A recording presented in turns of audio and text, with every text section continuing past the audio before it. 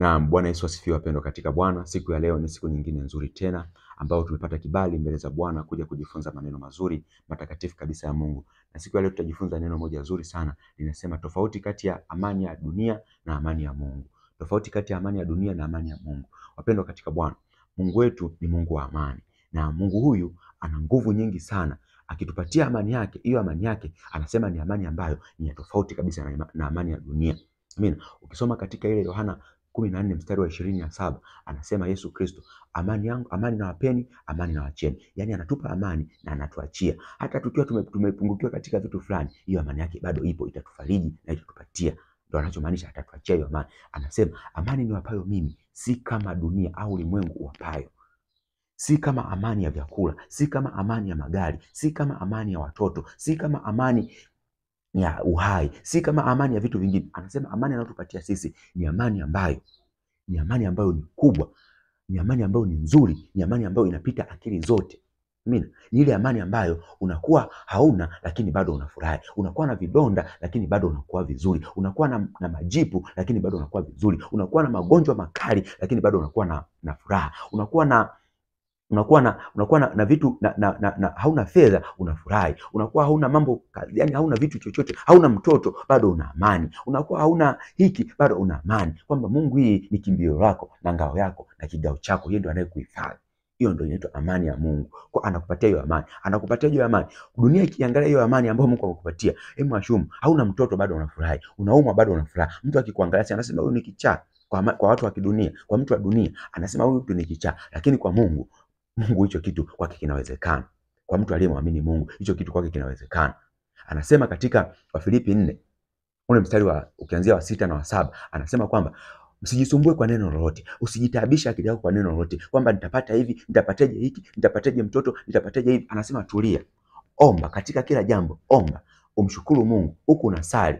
Ukimshukuru Mungu na haja zako zijulikane na Bwana. Mstari wa 7 anasema amani ya Mungu ipitayo akili zote itakuhifadhi nia yako katika Kristo Yesu.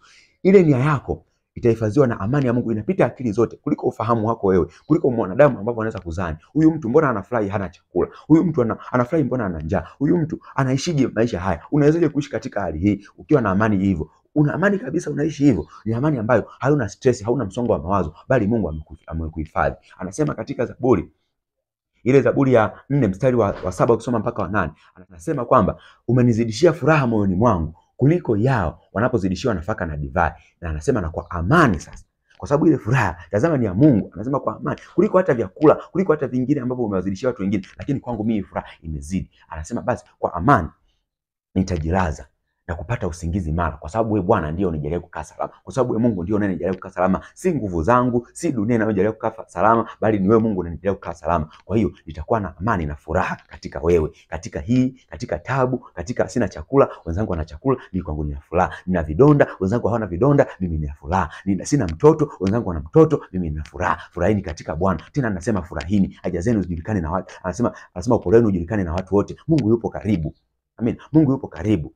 Anasema katika Zaburi ya 139, usema Zaburi ya 119, ule mstari wa 116, anasema wana amani nyingi waipendao sheria ya Bwana, maana hamna la kuwakwaza. Wana amani nyingi waliomwamini Mungu, hakuna la kuwakwaza. Vidonda havitawakwaza, majipu hatawakwaza, misiba haitawakwaza, watoto hatawakwaza, mke hatawakwaza, mtu hatawakwaza. Kwa hiyo ni amani ya Mungu. Hiyo amani ya Mungu ndio ile amani ambayo Yesu Kristo alikuwa anapigwa viboko, lakini anasema Bwana wasamee watu hawa. Ina maumivu, lakini yeye ana amani ndani yake. Mungu, kwa sababu nawakomboa watu hawa. Kwa sababu huyu mtu anaongea hivi, mtu anatukana, unamwombea Mungu, unamwongea rehema kwa Mungu. Hiyo usichafuke moyo wako mpendwa katika Bwana. Uwe na moyo wa rehema ndani yako kama Kristo jinsi alivyo, nasi tuwe hivyo hivyo. Tukiwa na moyo wa rehema na moyo ambao Yesu Kristo aliyotuambia, hiyo amani ya Kristo itakaa ndani mwetu, kwa sababu hatutakuwa na jambo la kutukwaza. Wana amani nyingi wapendao sheria ya Bwana, hamna la kuwakwaza. Wana amani nyingi waliomwamini Yesu Kristo, hamna la kuwakwaza. Hawatakwaza na vidonda, hawatakwaza na njaa, hawatakwaza na mambo yote maovu. Hatasimama mbele yao, kwa sababu wana amani ya Mungu, wana tabia za Mungu ndani yao. Basi mpendwa katika Bwana, katika dunia amani ya duniani ni tofauti sana na amani ya Mungu. Ya kitambo tu amani ya dunia, bali amani ya Mungu ni uzima wa milele na mambo mengi ni ya milele kabisa amani yake. Kila kitu kwa Mungu ni kitu cha milele. Amina. Basi wapendwa katika Bwana, natumaini video hii imekuwa baraka kwako. Naomba Mungu akupatie amani. Hii amani ya Mungu ambayo mimi nasikia ndani yangu iingie pia na kwako. Ambayo anasikia watakatifu wengine iingie na kwako. Ambayo Mungu ameiumba kwa ajili ije kwako. Ambayo ameiacha duniani hapa ibaki iingie na kwako. Amina. Basi Mungu akujalie kibali na neema. Nitaomba kwa ajili yako. Asante mtakatifu Mungu wa mbinguni, wewe Bwana uliyetukuka, uliye na nguvu nyingi sana Bwana. Yesu Kristo, tujalie amani Mungu. Tazama Bwana, tu wa dhambi, tuna makosa mengi, lakini Mungu wa mbinguni Bwana, naomba kwa ajili ya mtu huyu anayesikiliza video hii, jemedari wa ajabu, mpatie amani yako Mungu. Mpatie amani hiyo ya Mungu ingie ndani yake. Yamkini ana njaa, ana shida, anakata tamaa, ana shida ya mke, ana shida ya watoto, ana shida ya vitu kadhaa. Mungu mjalie amani, mjalie neema hiyo ingie ndani yake, apate amani katika wewe Yesu Kristo. Umuhifadhi nia yako juu yako Mungu wa mbinguni Bwana, akae mpaka ule uzima wa milele, akapate kuona tunu na utukufu ambao umeachilia katika maisha yake, katika jina la Yesu Kristo nikiomba na kushukuru, amen.